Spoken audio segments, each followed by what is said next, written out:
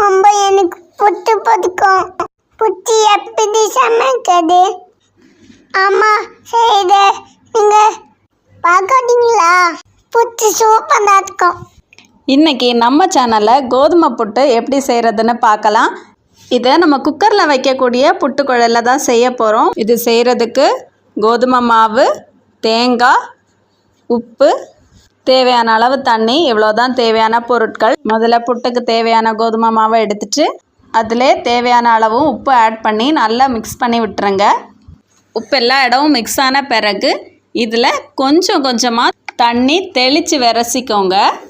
ஒரே டைமில் நம்ம நிறைய தண்ணி சேர்த்துட்டோன்னா மாவு கட்டி ஆகிடும். அதனால் ஒரு தடவை நம்ம தெளிக்கிற தண்ணி மாவில் எல்லா பக்கமும் மிக்ஸ் ஆன பிறகு கொஞ்சமாக தண்ணி தெளிச்சு